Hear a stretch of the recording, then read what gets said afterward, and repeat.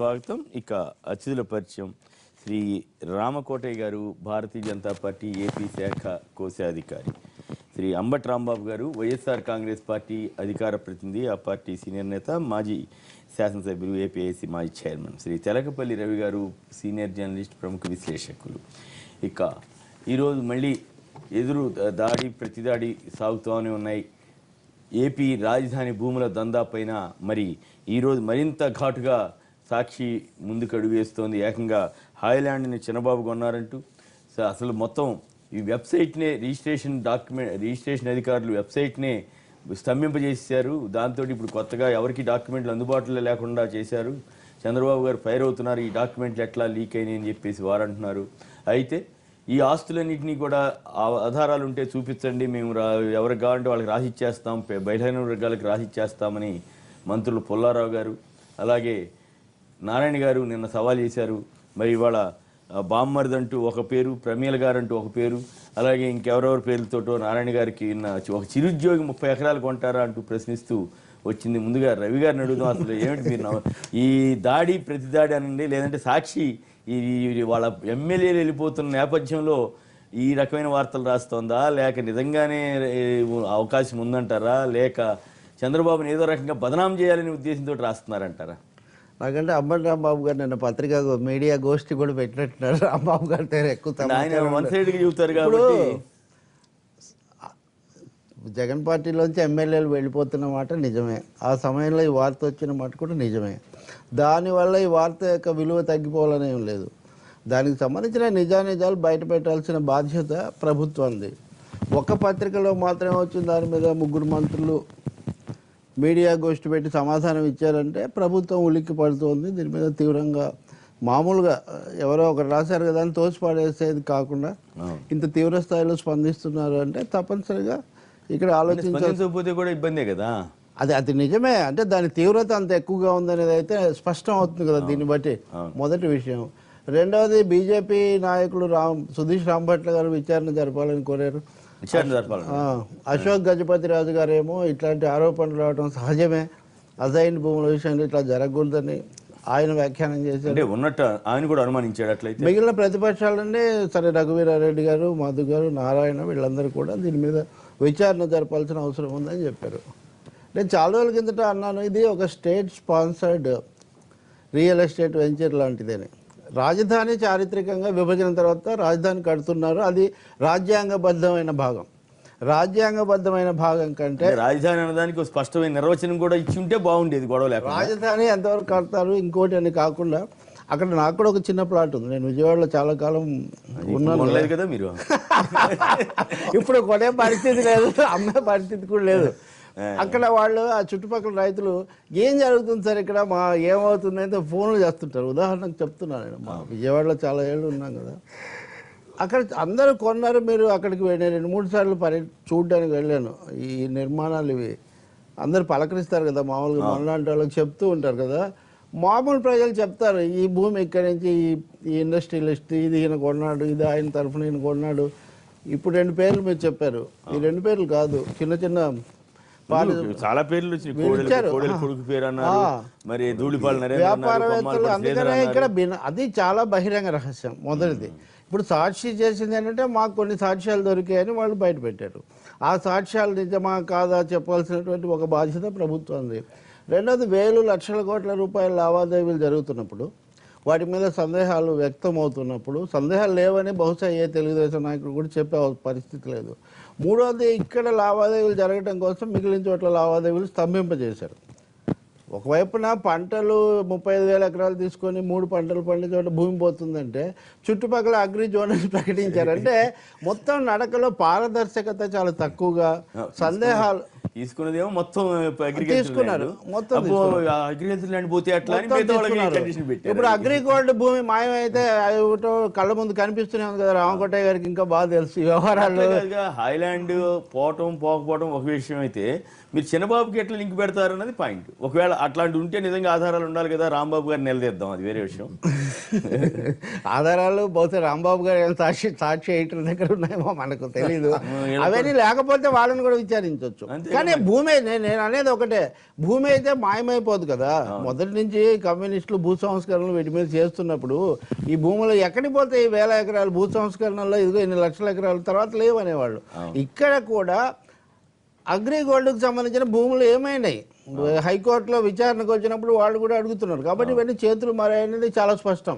సరే, రాంబాబు గారు ఒప్పుకోకపోయినా అక్కడ వైఎస్ఆర్ పార్టీకి సంబంధించిన నాయకులు కూడా చిన్నవి పెద్దవి కొద్ది గొప్ప లేదని కూడా కొన్నారని జనం కూడా అనుకుంటుంటారు. అందుకే దీని మీద చేయాల్సినంత ఆందోళన ఇంకా ఎక్కువ చేసి ఉండొచ్చు కానీ ప్రధానమైన భాగం మటుకు ఇక్కడ సైబరాబాద్ కట్టినప్పుడు ఏ విధంగా అయితే ముందుగా భూములు తీసుకొని వాటికి విలువ పెంచారో అదే పని చాలా పెద్ద ఎత్తున జరుగుతుంది.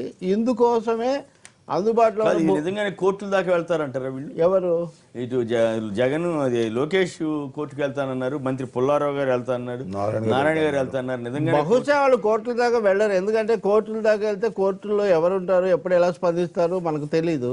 కాబట్టి కోర్టుల దాకా వెళ్తే వాళ్ళు అది తీగలాగితే డొంకంతా కదిలినటువంటి వ్యవహారం అవుతుంది. అందుకే నేను చెప్పేది ఎవరుంటారు, ఎప్పుడేం జరుగుతుందంటే ఇప్పుడు ఎవరుంటారు, ఎవరు ఎలా స్పందిస్తారు అనేది మనకు తెలియదని నేను చెప్తున్నా. అందుకే కాకపోతే చిదంబరం కూడా నేను కోర్టుకు వెళ్ళాను. మొన్న ఈయన అరుణ్ జైట్లీ కూడా కోర్టుకు వెళ్ళారు. ఏది ఢిల్లీ దాని మీద ఏమైంది? వీళ్ళకేం కాలేదు, వాళ్ళకేం కాలేదు. ఇవన్నీ కూడా చాలా రకరకాలుగా ఆ పరిణామాలను బట్టే ఉంటున్నాయి తప్ప ఖచ్చితంగా ఇట్లా నేను చెప్తున్నా అదేనండి. న్యాయ వ్యవస్థ మీద చర్చ అది మరి వేరేది. దాని మీద మీకు కూడా నాకు కూడా అభిప్రాయాలు అనుభవాలు ఉన్నాయి. కానీ అంత సులభంగా వీళ్ళందరూ వెళ్ళిపోయి ఏదో న్యాయబద్ధమైన పోరాటం చేసి రాజకీయ పోరాటమే చేస్తారు బెదిరిస్తుంటారు. నా అంచనా న్యాయ పోరాటం కంటే రాజకీయ పోరాటమే ఎక్కువగా చేస్తారు అనుకుంటున్నా. అదే సమయంలో ప్రజల్లో కూడా ఆలోచన వస్తుంది కదా. నిజంగానే వెబ్సైట్ స్తంభింపు చేసి నేను ఇప్పుడు వెళ్ళి పరిశీలించలేదు. ఇంతకు ముందే చూసాను నేను. అది నేను చూసిన తర్వాత మనం చెప్పలేము, నేను చూడలేదు. అంటే నేను వాళ్ళు చూసి వాళ్ళు అదే పనిలో ఉన్నారు కాబట్టి. రాంబాబు గారు నిజమేనా వెబ్సైట్ ని స్తంభింప చేశారా?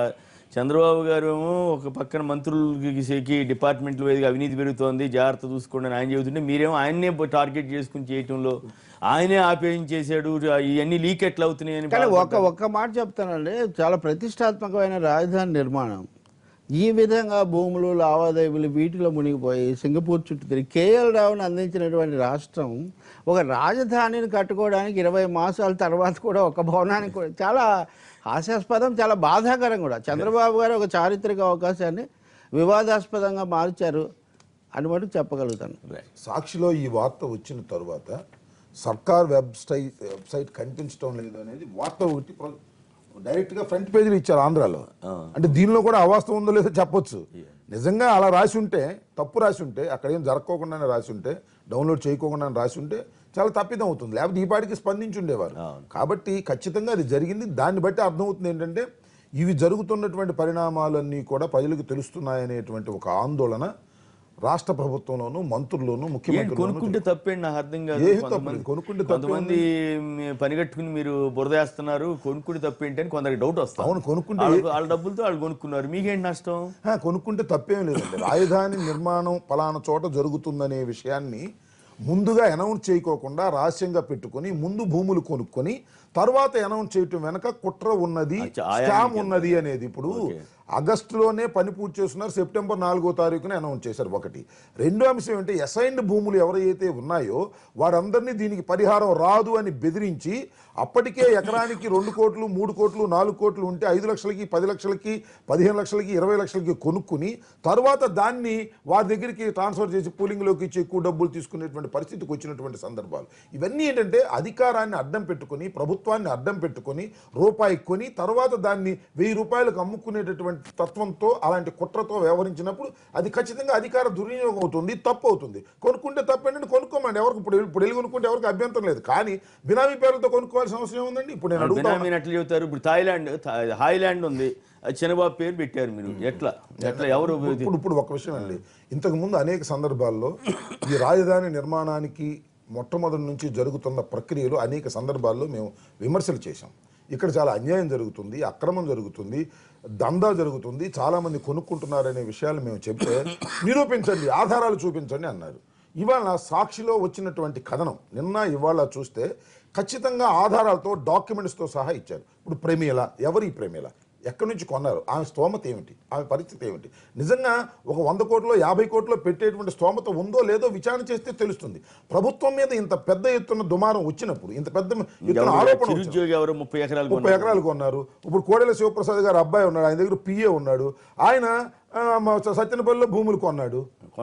కొనకూడదని పిఏ కొనాల్సిన అవసరం ఉంది, పిఏ కొంటాడు, డబ్బులు ఉండకూడదా?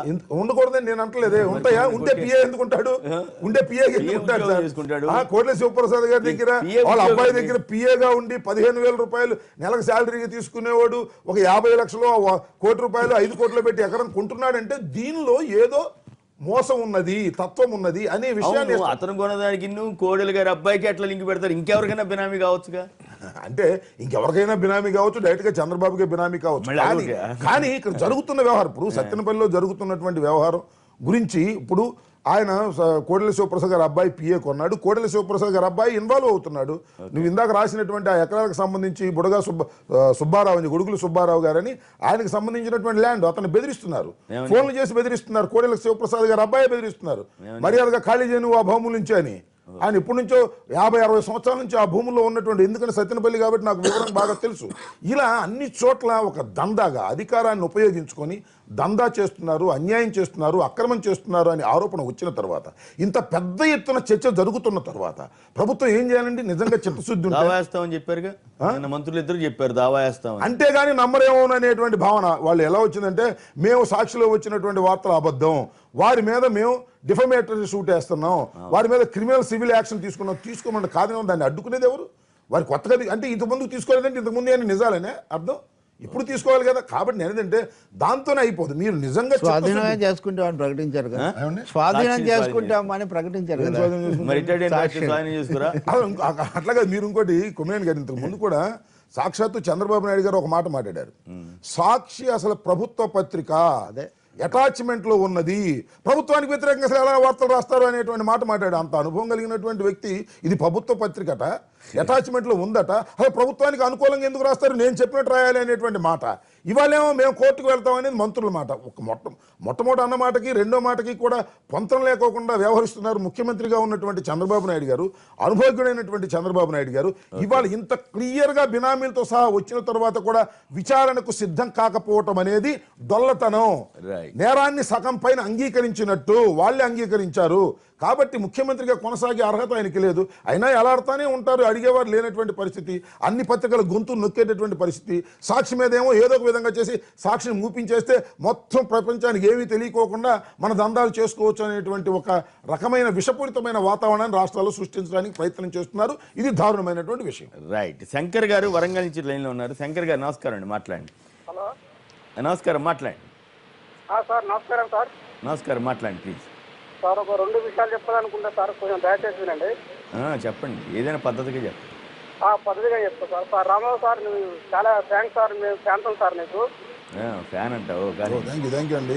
సార్ ఇంకొకటి ఫస్ట్ విషయం ఏంటంటే, ఈ సాక్షి మీద వచ్చిన కథనాలు సార్, అది టీడీపీ వాళ్ళు దానికి సమాధానం ఇవ్వకుండా మేము కోర్టుకు వెళ్తాం, హైకోర్టుకు వెళ్తాం, పరు నష్టం దావా చేస్తాం అనేది అది కరెక్ట్ కాదు సార్. వాళ్ళు నిరూపించుకోవాలి ప్రజలలో. ఇంకో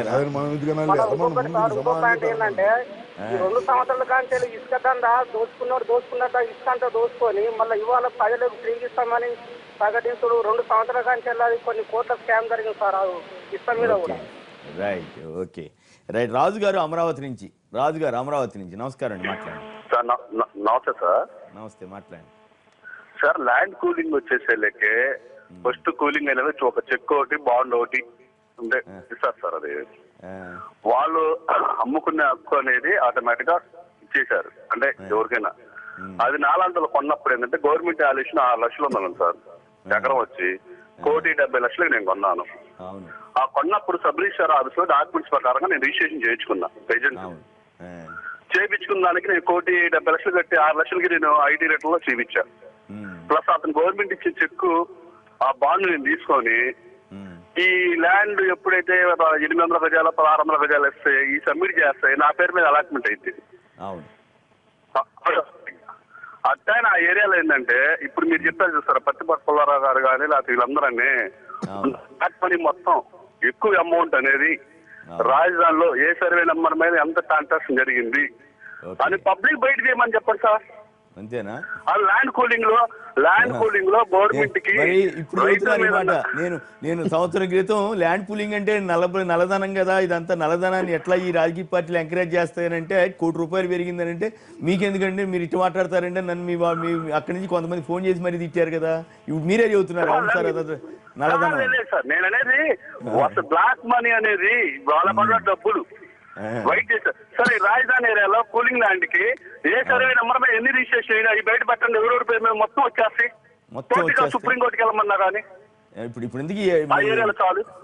మీరు ఎందుకు ఇప్పుడు వచ్చే కథనాలని మీరు నమ్ముతున్నారా నమ్మట్లేదా? ఇవాళ దావా వేస్తాం అంటున్నారు వాళ్ళు. సార్ 99% గవర్నమెంట్ ఇంకా ఎగస్ట్రానే రిజిస్ట్రేషన్ అనేది ఆన్లైన్ లో వాళ్ళ పేరు మీద ల్యాండ్ కూలింగ్ లో ఎక్కువే జరిగినాయి అని చెబుతారు నేను.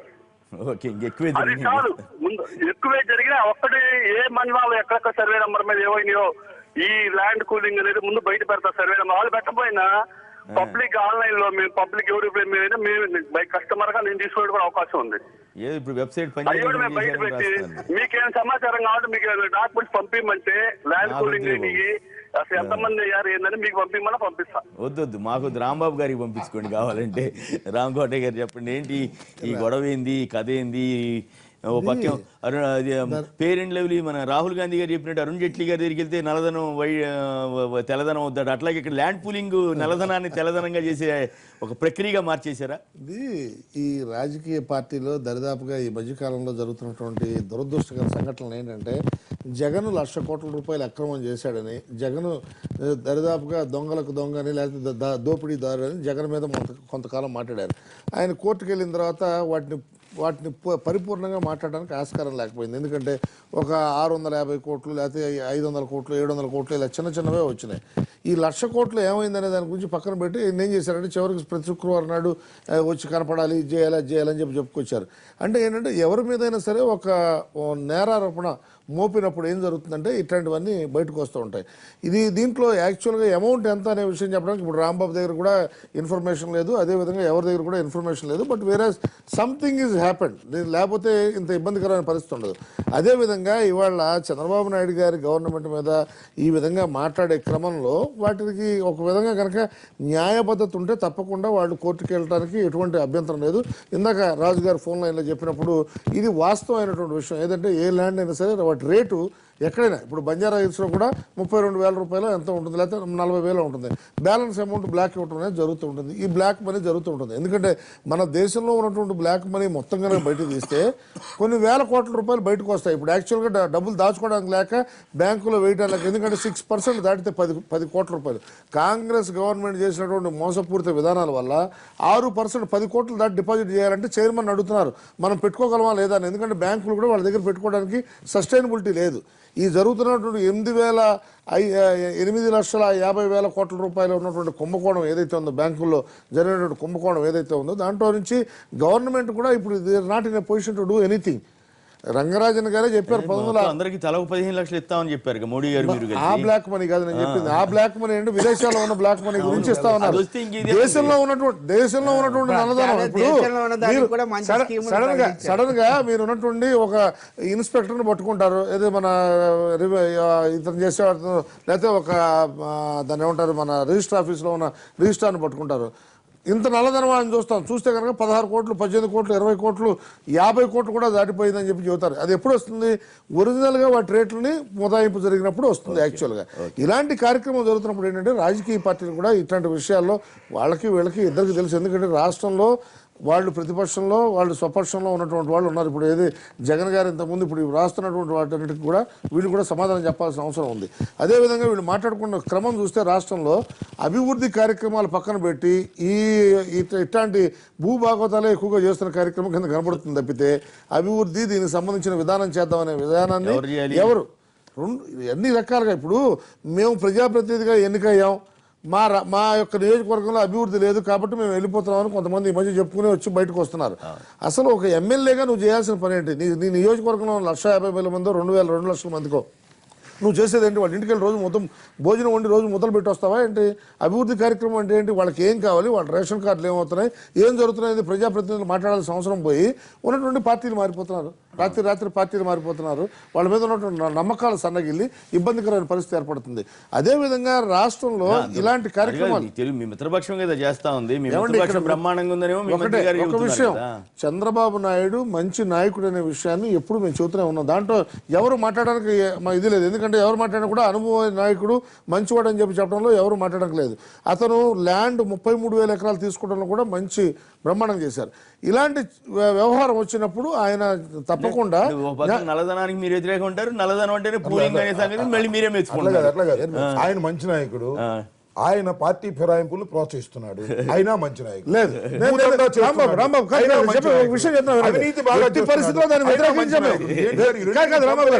వ్యతిరేకించాం. చెప్పింది ఏంటంటే గారు వచ్చాము ఇంతకంటే అదృష్టం లేదు ఆంధ్రప్రదేశ్కి, ఆయన ముఖ్యమంత్రి అంటారు. చంద్రబాబు నాయుడు గారు ఈ రాష్ట్రానికి ముఖ్యమంత్రి అవడం తెలుగు ప్రజల యొక్క అదృష్టం. ఇతర పార్టీలో గెలిచినటువంటి వారిని తీసుకొచ్చి కండువాలు వేయటమే. ఎవరు చెప్పారన్నమాట? అదృష్టం అని చెప్పింది మన వెంకయ్య నాయుడు గారు. ఇతర పార్టీలో గెలిచిన వారిని మా ఓటు మీద, మా నోటు మీద, మా జెండా మీద గెలిచిన వాళ్ళని తీసుకువెళ్లి బహిరంగంగా మెల్లో దండ పచ్చకండ వేసి ఆహ్వానిస్తున్న ముఖ్యమంత్రి గారు అదృష్టవంతమైన ముఖ్యమంత్రి గారు అని చెబుతుంటే వెంకయ్య నాయుడు గారు లాంటి వాళ్ళే నవ్వాలో ఏడవాలో ఏం చేయాలో, ఈ రాజకీయ విలువలు ఎక్కడ పోతున్నాయో, ఇప్పుడు ఏ విషయం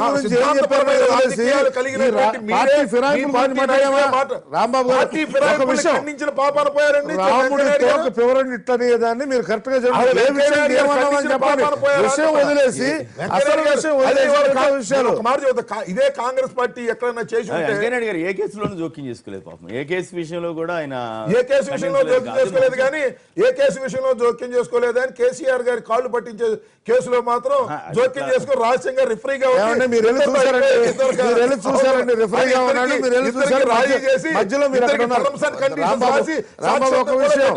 కేంద్రంలో ఉన్నటువంటి నాయకులు ఈ విధంగా మాట్లాడటం మంచి గౌరవం ఎందుకు తీసేసుకుంటున్నాడో నాకు అర్థం కాలేదు. ఇవాళ ఈ రాష్ట్రం చంద్రబాబు నాయుడు గారు నమ్ముకుని తప్పలేని పరిస్థితులు ఉంటే అలాగా.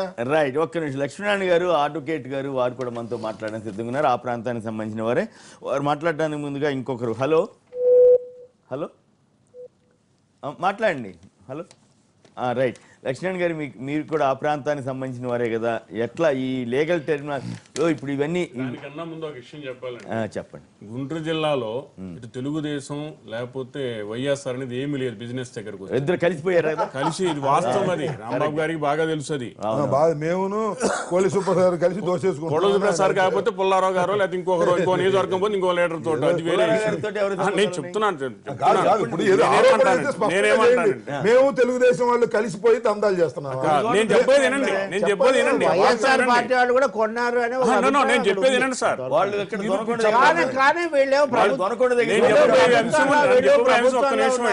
తర్వాత లీగల్ గా వస్తాను. అంటే అక్కడ వచ్చిన పర్సన్ గా, అక్కడ ఏరియా సంబంధించిన పర్సన్ గా చెప్పగలుగుతున్న కొన్ని విషయాలు చెప్పండి. ఇక్కడ ఏంటంటే ఇప్పుడు కాదు, గతంలో కొన్ని సంవత్సరాల నుంచి కూడా వ్యాపార లావాదేవీలు రెండు పార్టీ వాళ్ళు చేసుకున్నప్పుడు ఎవరి పార్టీ వాళ్ళదే లావాదేవీలు లావాలి, వ్యాపారమే జరిగింది. ప్రధానంగా కాంగ్రెస్ టీడీపీలు కాంగ్రెస్ ఎక్కువగా నడిచిందంట. సేమ్ అదే పర్సన్స్ వాళ్ళకి తేడా. బిజినెస్ మారలేదు కదండి. కంపెనీ డైరెక్టర్లు వాళ్ళే ఉంటారు, కంపెనీ ఇన్వెస్ట్మెంట్స్ వాళ్ళే ఉంటుంది. పార్టీలు మారినాయి అంతే. అయితే ఇక్కడికి వచ్చేతలకి ఈ ఇన్వెస్ట్మెంట్ లో వీళ్ళది వైఎస్ఆర్ వాళ్ళది కానీ, కాంగ్రెస్ వాళ్ళది కానీ, లేకపోతే ఇతర పార్టీలది కానీ ఎక్కడా కూడా కొనుగోలు జరగలేదు అంటానికి వీలు లేదు. ఒక సందర్భంలో వీళ్ళు కూడా బినామీ, ఇప్పుడు ఎవరైతే చెబుతున్నారో వీళ్ళకి కూడా వీళ్ళు బినామీగా ఉండే పరిస్థితి కూడా ఉంటది. ఎట్లా ఇప్పుడు నారాయణ గారి బామ్మది అంబటి రాంబాబు గారికి బినామీకి ఎందుకు ఉంటాడు? అంబటి రాంబాబు గారి ఇష్యూ నేను చెప్పట్లేదండి.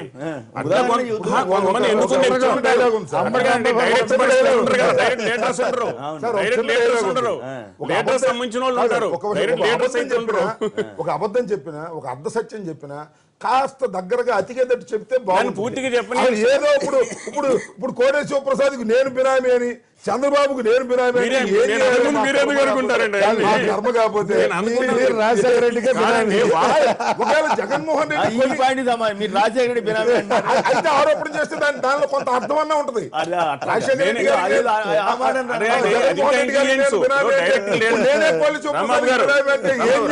డైరెక్ట్ గా లీడర్స్ పేర్లు పెట్టకుండా వాళ్ళకి సంబంధించిన మధ్యలో మీడియేటర్స్ మీరు ఆ ప్రాంతంలో న్యాయవాది, ఆ ప్రాంతంలో పుట్టి పుట్టి పెరిగిన వారు, హైదరాబాద్ లో ఉంటున్నారు. జరుగుతున్నటువంటి దందా నిజమా కాదా? నెక్స్ట్ దానికి వస్తానండి. స్పష్టంగా చెప్పండి, స్పష్టంగా చెప్పండి. హాయిలాండ్ చంద్రబాబు గారికి సంబంధించిన బినామీ వ్యవహారంగా నడిచింది, అయిపోయిందని రాశారు. చంద్రబాబు ఇచ్చాడు. ఐలాండ్ ఎప్పుడుదండి?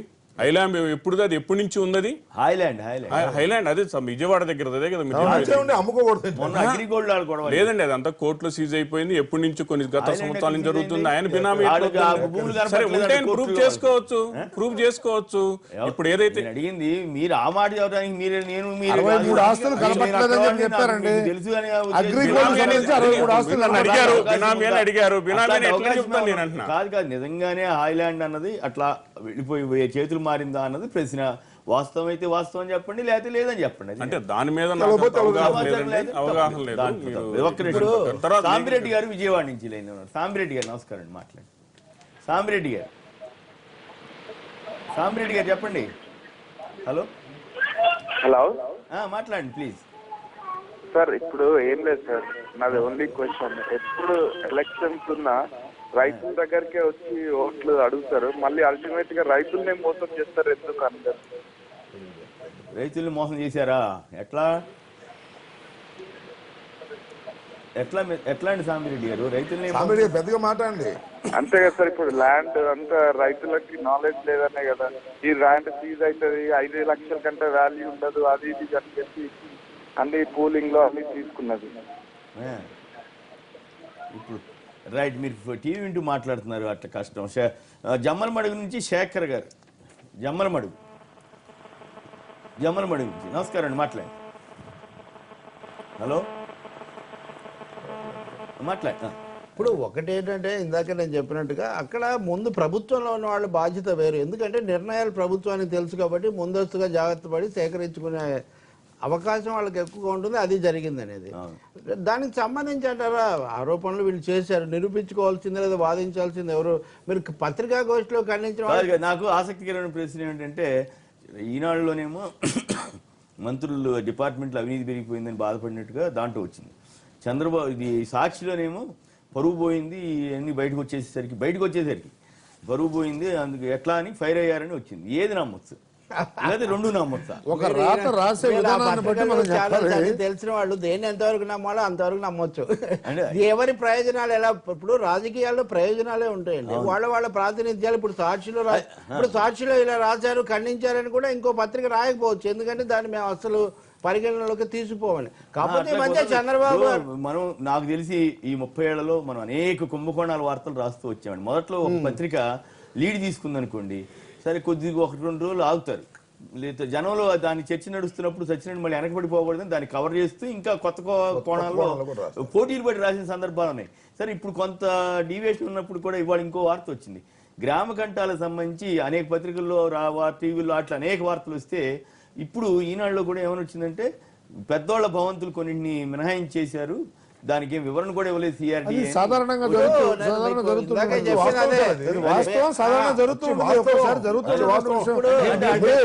అంటే రాజధాని ప్రాంతంలో అవినీతి అక్రమాలు జరుగుతున్నాయనే ఇండికేషన్ వాళ్ళు కూడా. ఇదంతా ఒక విధంగా ఇంద్రజాలం అని నేను అప్పుడు చంద్రజాలం అన్నాను. చంద్రజాలం లాగా జరుగుతున్నమాట నిజం. ఎక్కడ ఏది ప్రకటిస్తారు, నోటిఫికేషన్ ఏమొస్తుంది, ఏమన్న దాని మీద అక్కడ పూర్తి అయోమయం ఉంది. అజైన్ భూములు కొన్నారు, ఇంక అందులో సందేహం లేదు. మీరైతే నడుపుకోలేరు, మేమైతే ఏదో ఒక విధంగా చేస్తాం.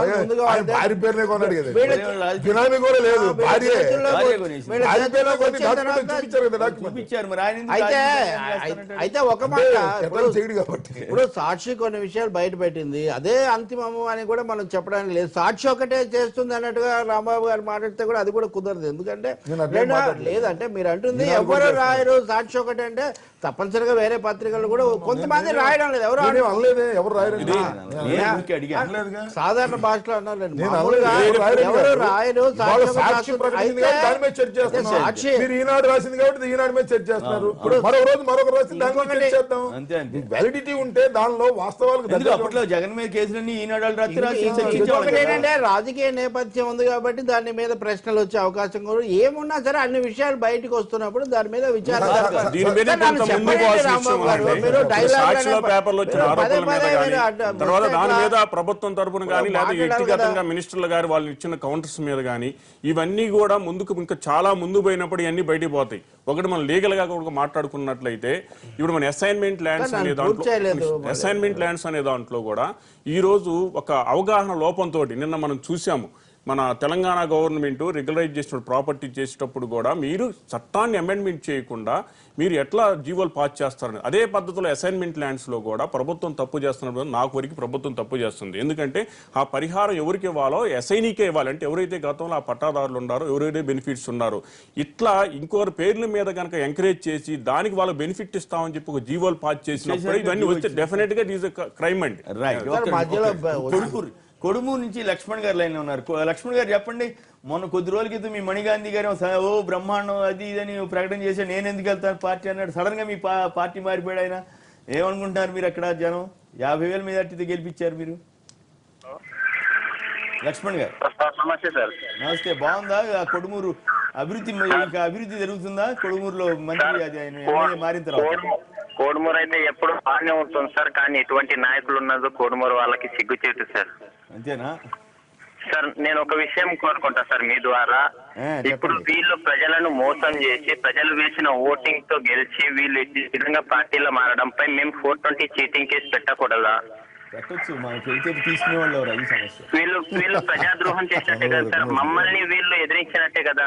ప్రజలపై ఉంటే పోలీసులు కూడా ఉత్సాహంగా తీసుకుంటారు. అధికార పార్టీ అయితే తీసుకోవట్లా.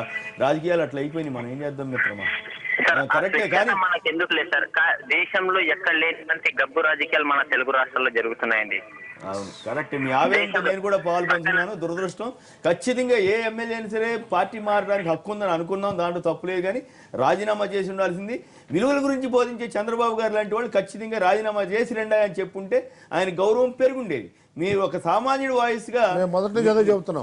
వాయిస్గా మిమ్మల్ని మీ యొక్క ఆవేదన అర్థం చేసుకుని నేను కూడా మీకు పూర్తి మద్దతు ఇస్తున్నాను. ఈ విషయంలో మీ అభిప్రాయంతో ఏకీపిస్తున్నాను మిత్రమా. మీ ఆవేదన అర్థమైంది. రవి గారు మీరు కూడా తప్పనిసరిగా ఇప్పుడు ఆ విషయంలో రాజీనామా అసలు కనీసం ఏమాత్రం ఫీల్ అవుతలేదు ఆయన? ఏమాత్రం ఫీల్ అవరా? అయ్యో మనం ఇట్లా చెప్పాం అప్పట్లో, ఇట్లా ఎందుకు మనమే ఇట్లా చేస్తున్నాం ఫీల్ అవరా అసలు? పునరేకీకరణ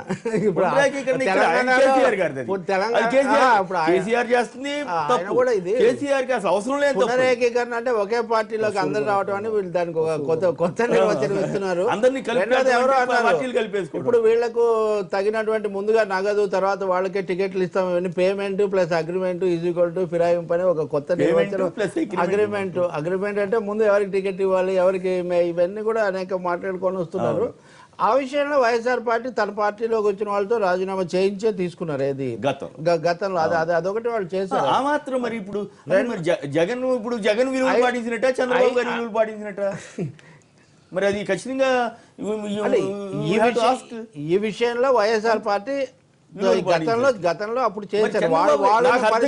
ఏంటంటే 65 ఏళ్ల వయసులో చంద్రబాబు గారు అంత సీనియర్ ఈ రెండు రాష్ట్రాల్లో లేరు. 40 ఏళ్ల ఎక్స్పీరియన్స్. 40 ఏళ్ల ఎక్స్పీరియన్స్ వచ్చిన తర్వాత ఆయనకి ఎందుకు ఈ చెడ్డ పేరు తెచ్చుకోవాలి? ఫిరాయింపులు అనేవి రాజకీయంగా నీతి బాహ్యమైనవి. అక్కడ ఆంధ్రప్రదేశ్ ప్రభుత్వానికి అసలు లేదా జరుగుతుంది కదా. దాని మీద రెండో మాట చెప్పడానికి ఏం లేదు. ఇక్కడ చేసినా ఇక్కడ ఖండించిన ఈ డైలాగ్ అక్కడైతే అక్కడ కుదరదు. అయితే ఇక్కడ మళ్ళీ రాంబాబు గారి కోపం వైఎస్ఆర్ పార్టీకి కూడా ఒక చిన్న సమస్య ఉంది. తెలంగాణలో కాదు కదా, తెలంగాణలో మీ వాళ్ళు వెళ్ళినప్పుడు కేసీఆర్ మీద మీరు ఇంత విమర్శ చేయలే. ఇక్కడ లేదు కాబట్టి నేను తెలగపల్లి రవి గారు కూడా చెప్తా.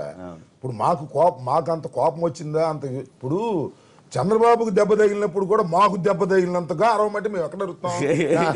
మాకు దెబ్బ తగిలినప్పుడు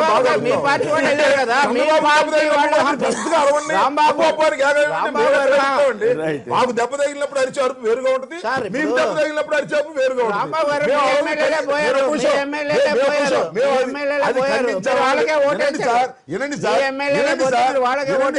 మేము ఖండించామా లేదా? స్పీకర్ కు మేము ఇచ్చామా లేదా? అనర్హత. అంతేగాని మీరు చంద్ర చంద్రబాబు నాయుడు గారికి దెబ్బ తగిలినప్పుడు మీరు కూడా బావురమని ఏడవమంటే మేము ఏడవడానికి సిద్ధంగా లేవు సార్. మీరు కూడా ఏమైనా సానుభూతి చూపిస్తే చూపించండి. అప్పుడు ఏడవలేదు కాబట్టి ఇప్పుడు ఏడవడానికి లేదని చెప్పండి. కొమ్మినేని గారు ఈ ద్వంద్వ ప్రమాణాలు ఎవరికి కూడా మంచిది కాదని నేను చెప్తున్నాను. మమ్మల్ని గిల్లి మీరు మాట సమాధానం కూడా చెప్పమంటే మేట కుదిరి రవి గారు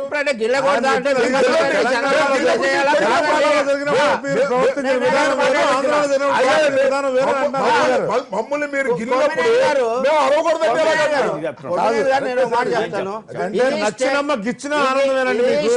నచ్చినమ్మ గిచ్చిన ఆనందమే ఇప్పుడు మాత్రం కాదని అంటారు. ఇది state sponsored real estate venture అనే పదం కూడా చంద్రబాబు గారు వాడుతున్నారనే మాట నేను సాక్షి ఛానల్లోనే చెప్పాను. దాని అర్థం మీరు ఇన్ని బయట పెట్టినప్పుడు ఒక్కటైనా వైఎస్ఆర్ పార్టీ నాయకుడికి సంబంధించి బయట పెట్టలేదు, మీకు సాక్ష్యాలు దొరకలేదా?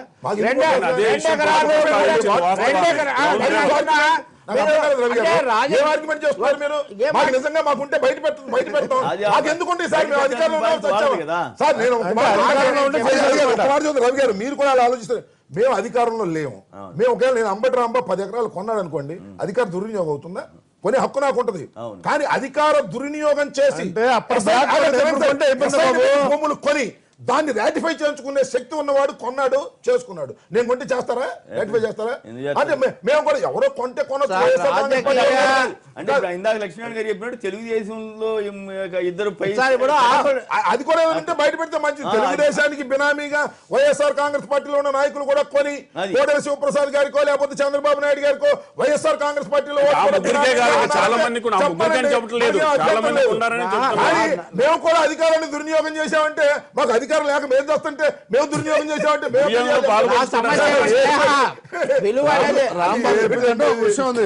ఏంటంటే రాంబాబు గారు చెప్పిందంటే ఒక ఇంపార్టెంట్ విషయం ఇప్పుడే అసలు వైఎస్ఆర్సీపీ పార్టీ ఉన్న డబ్బులన్నీ బయట తీసి చక్కగా సొమ్ము చేసుకోవడానికి ఆస్కారం ఎక్కువగా ఉందన్నట్టు కనపడుతుంది. అంటే ఇక్కడ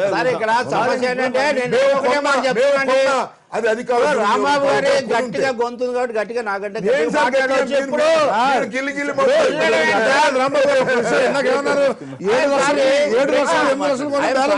చేసిన ఆరోపణ. నేను ఇక్కడ నేను ఒక రాజకీయ అంశం చెప్తున్నా. కేంద్రంలో కాంగ్రెస్ బీజేపీ వచ్చిన, రాష్ట్రంలో వైసీపీ తెలుగుదేశం లేకపోతే ఇక్కడ టీఆర్ఎస్ ఉన్న అదే పెద్ద మనుషులు వ్యవహారాలు చాలా చోట్ల నడుపుతున్నారు. మంత్రులుగా ఉన్నవాళ్ళు ప్రభుత్వంలో ఉన్నవాళ్ళు నిరూపించుకోవాలని నేను మొదట చెప్పాను. కానీ ఒక్కటైనా కానీ మీరు తెలుగుదేశం ఏతరమైంది కూడా అన్ని మీరు డాక్యుమెంట్ అవసరం లేదు. కాబట్టి ఇంకొక మాట కూడా ఉంది, విమర్శ కూడా ఉంది. ప్రతిపక్షంగా వీళ్ళు చేయాల్సినంత చేయలేదని విమర్శ కూడా ఉంది. నేను ఒక సలహా ఇస్తా. అప్పుడు జగన్ కేసు వార్తలన్నీ ఎవరు రాశారు? తిహార్కి వెళ్తారని ఒక 4 సార్లు ఫస్ట్ పేజ్ లో పెట్టారు. అది వేరే విషయం. అప్పుడు ఎవరు కాదనలేదు కదా. అట్లాగే నేను అనేది ఏంటంటే వీళ్ళు కనీసం తెలుగుదేశం వాళ్ళకి బయట పెట్టారు, ఈనాడు వాళ్ళు వాళ్ళకి బయట పెట్టమనండి, గొడవ లేదు.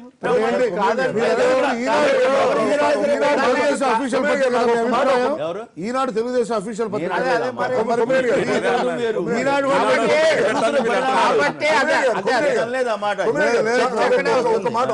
సాక్షిలోనే చెప్పచ్చు. సాక్షి ముద్ర వేసుకుంది కాబట్టి ఒక్క మాట కాదు, జనరల్ గా మద్దతు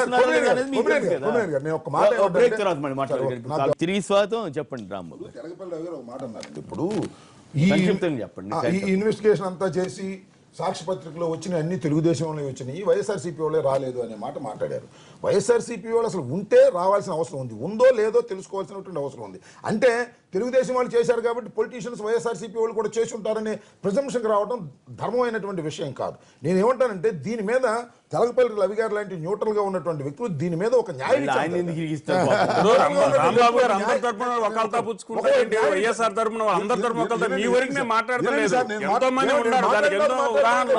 నేనే మాట్లాడమంటే నేనే మాట్లాడతా. ఆయన మాట్లాడేది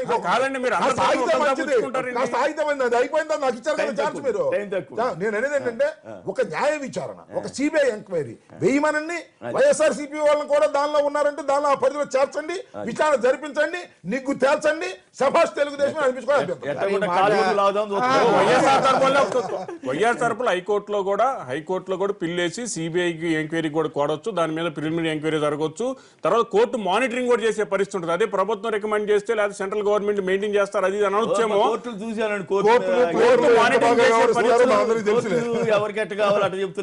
అది కానీ ఎవిడెన్స్ లేక తీసుకుంటా ఉంటారు, ఇంకో ఆయన డిఫరెంట్ అండి, డిఫరెంట్. అది ఎవిడెన్స్ ఉన్నప్పుడు ఎందుకు కేసుల్లో కోర్టులు ఎట్లా ఉన్నాయి అనేది అందరికీ తెలుసు. ఎర్రమనాయుడు గారి కేసు వేస్తే జగన్మోహన్ రెడ్డి గారి కేసు రిఫర్ చేయలేదా, జరగలేదా, దాంట్లో బయటికి రాలేదా?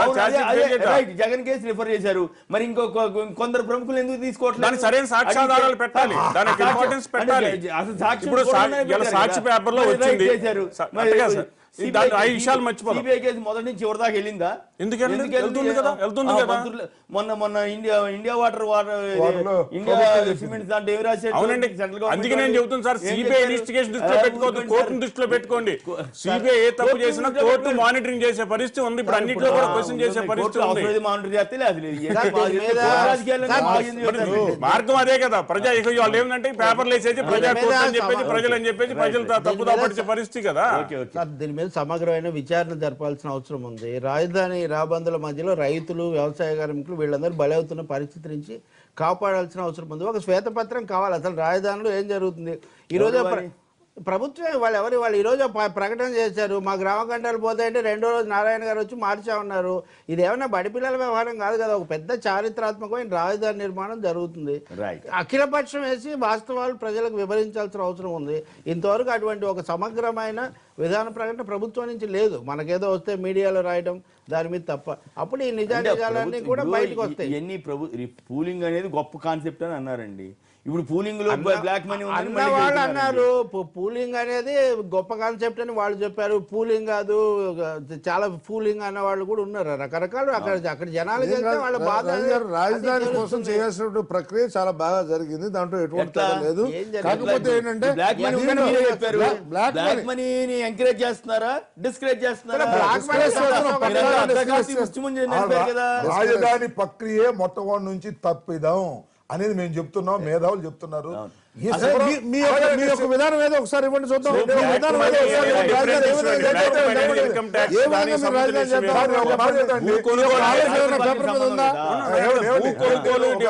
రీజనబుల్ అంశాలు. ఒకటి, శివరామకృష్ణ కమిటీ రిపోర్ట్ రాకముందే నారాయణ కమిటీ వేసి ఆదరాబెదరగా చేయాల్సిన అవసరం ఏమిటి, నెంబర్ 1. రెండవది, కేంద్ర ప్రభుత్వం ఒక ఎసులుబాటు ఇచ్చింది, ఎక్కడైతే డీనోటిఫై చేయడానికి అవకాశం ఉన్నటువంటి భూముల్లో మీరు రాజధాని పెట్టుకోవాలి, దాన్ని ఎందుకు ఉపయోగించుకోలేదు? ఇవన్నీ ఏమిటి? తుళ్ళూరు దగ్గర రాజధాని నిర్మాణం చేయాలని కానీ ముందుగానే అనుకుని దందా అంతా చేసి కొనుక్కుని అప్పుడు మీరు తుళ్ళూరులో తుళ్ళూరు రాజధాని వ్యతిరేకిస్తున్నారా? తుళ్ళూరు మంచి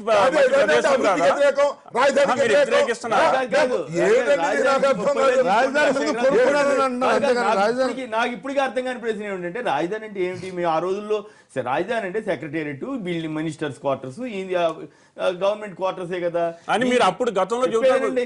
ఇప్పుడు